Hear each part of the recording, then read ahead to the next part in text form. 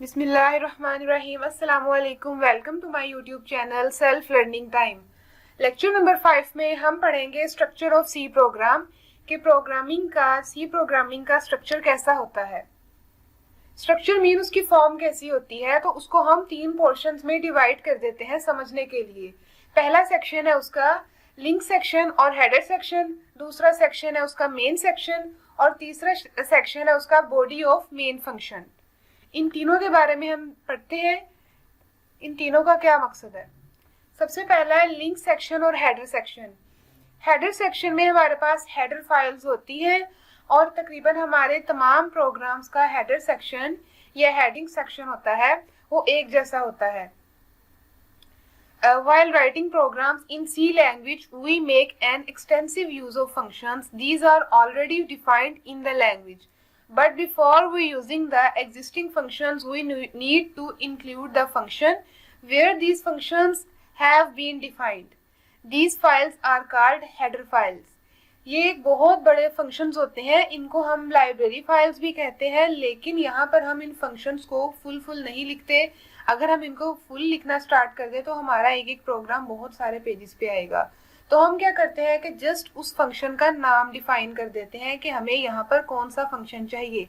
जैसे हमारे पास एक बुक है इंग्लिश की, उर्दू की, किसी भी सब्जेक्ट की हमारे पास एक बुक है, लेकिन उस बुक में हम उसको पूरा नहीं लिख रहे, जस्ट उस बुक का जो है वो हम नाम लिख रहे हैं कि वो किस ग्रेड की है और वो कौन सी बुक है।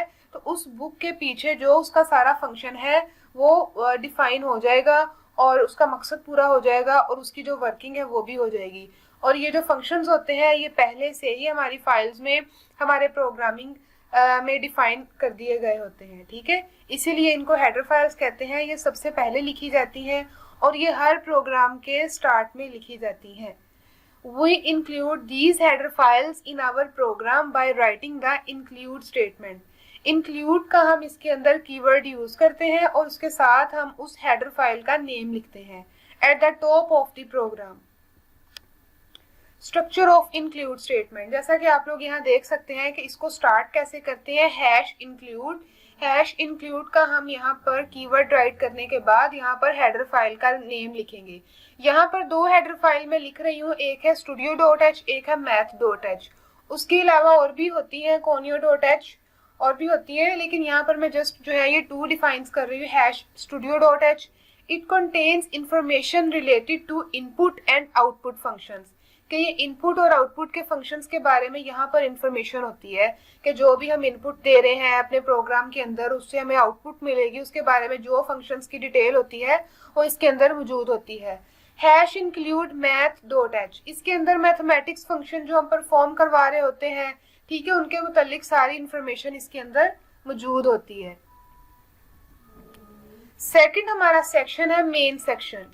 It consists of a main function. Every C program must contain a main function and it is starting point of execution, यानी कि इसके बगैर हमारा प्रोग्राम एग्जीक्यूट नहीं हो सकता, इसका लिखना जरूरी होता है। और इसको हम ऐसे ही लिखते हैं, मेन लिखने के बाद ये स्मॉल ब्रैकेट्स हम राइट कर देते हैं, उसके बाद हम करली ब्रैकेट्स जो है वो राइट करने के बाद अपने प्रोग्राम लिखना स्टार्ट करते हैं। प्रोग्राम की हमारे बॉडी जो है वो स्टार्ट हो जाती है। तो मेन फंक्शन का या मेन सेक्शन का बहुत अहम रोल है हमारे प्रोग्राम की।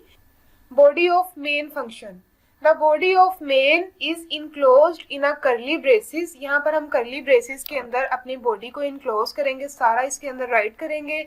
All the statements inside these curly braces make the body of the main function, यानी कि इन करली ब्रेसेस के अंदर जो भी हम स्टेटमेंट्स लिखेंगे, कोई इनपुट दे रहे हैं या आउटपुट हमें चाहिए उसके जो, या हमने कुछ प्रिंट करवाना है आउटपुट में, तो सारी स्टेटमेंट्स जो है वो इसके अंदर राइट की जाएंगी। printf function display the statement on the screen. printf भी एक हमारे पास फंक्शन है, एक कीवर्ड है जिसको इसलिए यूज किया जाता है कि हमने कोई भी स्टेटमेंट बिल्कुल एज इट इज आउटपुट में जो है वो डिस्प्ले करवानी है, तो वो उसके लिए हम printf का फंक्शन यूज करते हैं। तो printf का फंक्शन यूज करके हम कोई भी स्टेटमेंट राइट कर दें तो आउटपुट में हमें वो बिल्कुल एज इट इज आउटपुट में रिजल्ट दे देगी। अच्छा, इसके कुछ इंपॉर्टेंट पॉइंट्स हैं। सी लैंग्वेज की प्रोग्रामिंग करते हुए आपने कुछ इंपॉर्टेंट पॉइंट्स को मद्देनजर रखना है। नंबर 1 ये है कि sequence of the statement in a C language program should be according to the sequence in which we want our program to be executed, यानी कि जिस तरतीब के साथ या जिस सीक्वेंस के साथ हमने अपने प्रोग्राम को जो है वो एग्जीक्यूट करवाना है, या हमें अपने जिस सीक्वेंस के साथ हमें अपने प्रोग्राम की आउटपुट चाहिए, हम बिल्कुल उसी सीक्वेंस के साथ अपने प्रोग्राम को राइट करेंगे। ये नहीं हो सकता कि हमने प्रोग्रामिंग जो है वो किसी और सीक्वेंस के साथ राइट की है, कुछ स्टेटमेंट्स जो है वो हमें आउटपुट में पहले चाहिए थी लेकिन इनपुट में हमने बाद में लिखी, ऐसा नहीं होगा। जिस तरह हम इनपुट देंगे हमें रिजल्ट भी उसी सीक्वेंस में जो है वो मिलेगा। सी लैंग्वेज इज केस सेंसिटिव, इसका क्या मतलब है कि सी लैंग्वेज में अगर कुछ सिंटैक्स या कुछ स्टेटमेंट्स जो है वो कैपिटल राइट करनी है तो वो कैपिटल ही राइट करनी है, लेकिन अगर कुछ हमने स्मॉल लैंग्वेज में राइट करनी है, ठीक है, स्मॉल अल्फाबेट्स में राइट करनी है तो वो स्मॉल अल्फाबेट्स में ही राइट करनी है, उनको हम कैपिटल नहीं राइट कर सकते। अगर कैपिटल राइट करेंगे तो एरर आ जाएगा। थर्ड वन है कि each statements and with a semicolon symbol. यहाँ पर आप लोग देख सकते हैं ये सेमीकोलन का सिंबल। हर स्टेटमेंट जो एंड होती, जैसे हम इंग्लिश के सेंटेंसेस लिखते हैं तो स्टेटमेंट जो है वो फुल स्टॉप के साथ एंड होती है, लेकिन हमारी प्रोग्रामिंग लैंग्वेज में हमारी स्टेटमेंट जो है वो सेमीकोलन के साथ एंड होती है। ठीक है, ये इसके कुछ इंपॉर्टेंट पॉइंट्स थे। यहाँ पर मैं एग्जांपल आपको दे रही हूँ एक सी प्रोग्राम की। Hash include studio dot H, ये हमारी हेडर फाइल है। इंट मेन, ये हमारी जो है हमारा मेन सेक्शन है, ठीक है, और यहाँ करली ब्रेसिस से हमारी बॉडी स्टार्ट हो रही है नीचे वाली करली ब्रेसिस तक।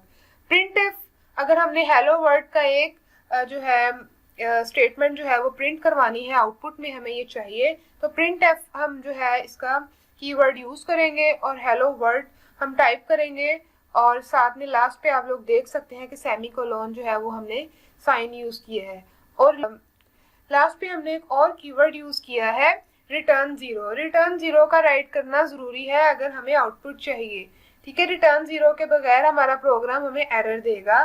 तो ये हमेशा जब भी हम सी लैंग्वेज में प्रोग्राम लिखते हैं, डेव सी प्लस प्लस में एक और हम कीवर्ड यूज करते हैं गेट सी एच, लेकिन वो हम किसी और सॉफ्टवेयर में यूज करते हैं, लेकिन डेव सी प्लस में मोस्टली रिटर्न जीरो यूज किया जाता है। और रिटर्न जीरो जो है वो एक मेन कीवर्ड है, इसके बगैर हमारी बॉडी कंप्लीट नहीं होती प्रोग्राम की। इसको लिखना बहुत ज़्यादा ज़रूरी होता है और इसे हमेशा प्रोग्राम के एंड पे लिखा जाता है। उसके बाद करली ब्रेसिस के साथ हम अपने प्रोग्राम को एंड कर देते हैं। उम्मीद है आपको मेरा आज का लेक्चर समझ आया होगा। मज़ीद लेक्चर्स देखने के लिए और लेक्चर नंबर 6 देखने के लिए आप लोग मेरे चैनल को सब्सक्राइब करें। Thank you so much. Allah हाफिज़।